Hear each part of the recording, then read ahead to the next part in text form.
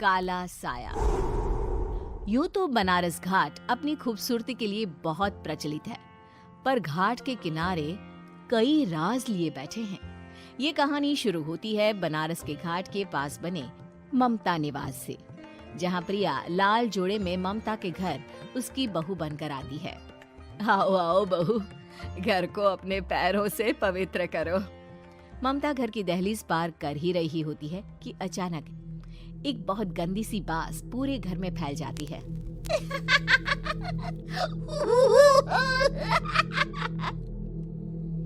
ये बदबू और ये आवाजें, ये कौन हंस रहा है माँ?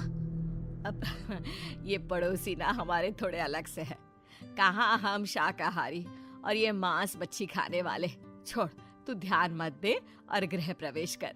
और हाँ बहू, अपनी सास की एक बात हमेशा याद रखना, इन पड़ोसियों से तो कभी बात नहीं करेगी।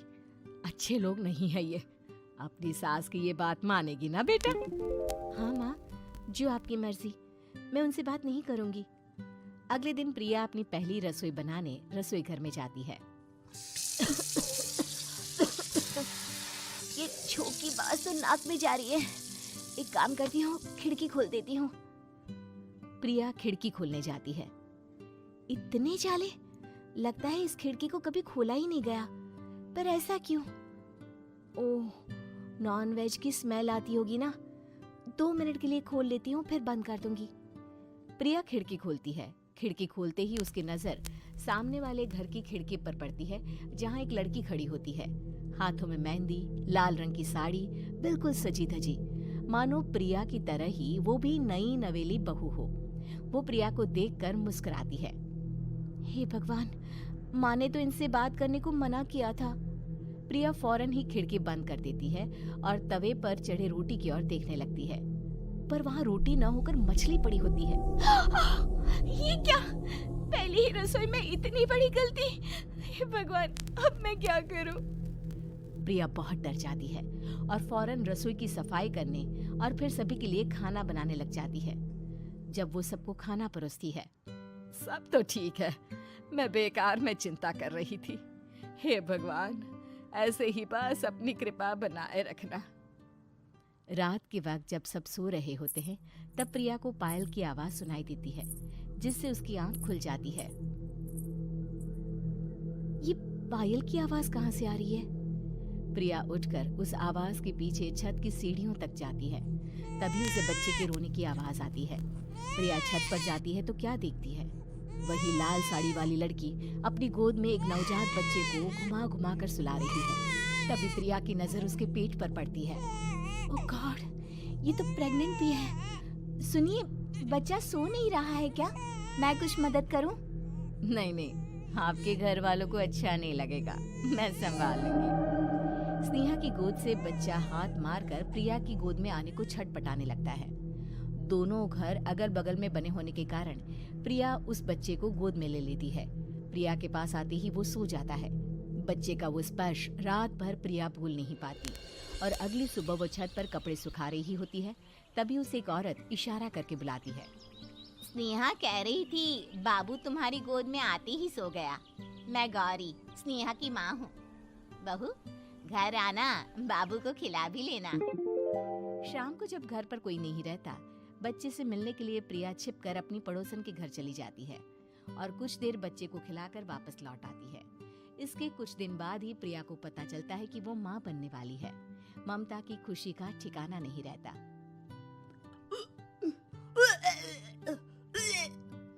माँ जी, पता नहीं क्यों उल्टी आ रही है। प्रिया भागती हुई वॉशरूम में जाती है तो हरे और लाल रंग की उल्टी करती है। उस उल्टी में से कीड़े निकलते हैं। ये क्या? खून और ये कीड़े! माँ! माँ! प्रिया की आवाज सुनकर ममता दौड़ कर आती है, पर बेसिन में कुछ नहीं होता। प्रिया हक्की बक्की रह जाती है। ये सब क्या हो रहा है? प्रिया घबरा जाती है और अपने कमरे में जाकर सो जाती है। डर के कारण वो इतनी थक जाती है कि उसकी आंख लग जाती है। तब उसे ऐसा लगता है उसके पेट पर मानो कोई बैठा हुआ हो। कौन हो? प्रिया के पेट पर एक 5 महीने की बच्ची बैठी हुई थी, जो बुरी तरह जली हुई थी।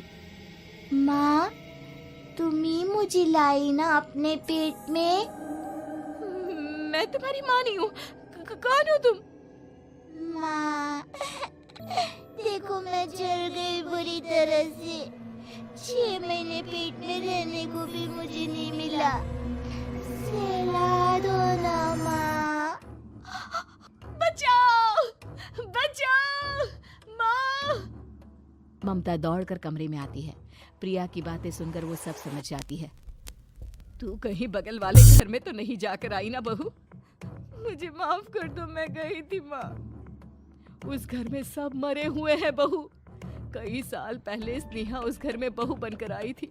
कुछ ही दिन में वो एक बच्चे को जन्म देने वाली थी। पूरा घर बच्चे के आने की खुशी में खोया था कि एक दिन अचानक उस घर में आग लग गई। सब बुरी तरह जलकर मर गए। गौरी आज भी दादी बनने का इंतजार कर रही है और इसीलिए स्नेहा ने अपना अजन्मा बच्चा तुम्हारी कोख में डाल दिया। ममता ये कह रही होती है कि पीछे से उसके पैरों को एक बच्चा पकड़ लेता है। दादी, दादी। माँ, स्नेहा की गोद में यही बच्चा था। ये बच्चा कौन है फिर? तेरी मौत है। तेरी भी दादी।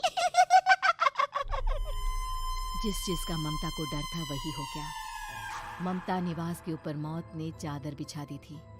प्रिया का पेट ऐसे बढ़ जाता है मानो 9 महीने का हो। 2 हाथ उसके पेट से बाहर निकलते हैं। बहू, संतोष को फोन कर, किसी पंडित जी को बुला बहू। प्रिया का पति भागता हुआ घर आता है।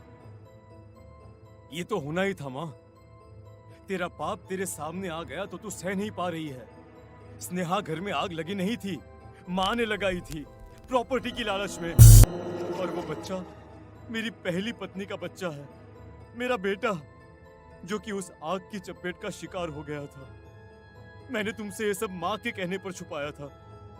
मुझे माफ कर दो प्रिया। तुम अगर चाहो तो यहाँ से जा सकती हो। मैं तुम्हें किसी भी बंधन में रखना नहीं चाहता। मेरी शादी हुई है आपसे, मैं आपको छोड़ नहीं सकती, पर उससे पहले हमें स्नेहा, उसकी माँ और बच्चे की आत्मा की शांति करवानी होगी। संतोष और ममता गौरी के घर जाते हैं। अंदर सब कुछ जला हुआ होता है। जमीन पर जली हुई लाशें बिखरी हुई थी। ममता रो रो कर अपनी करने की माफी गौरी से मांगती है। प्रिया स्नेहा के घर वालों का अंतिम संस्कार करवा देती है और ममता निवास फिर से आत्माओं के साए से मुक्त हो जाता है।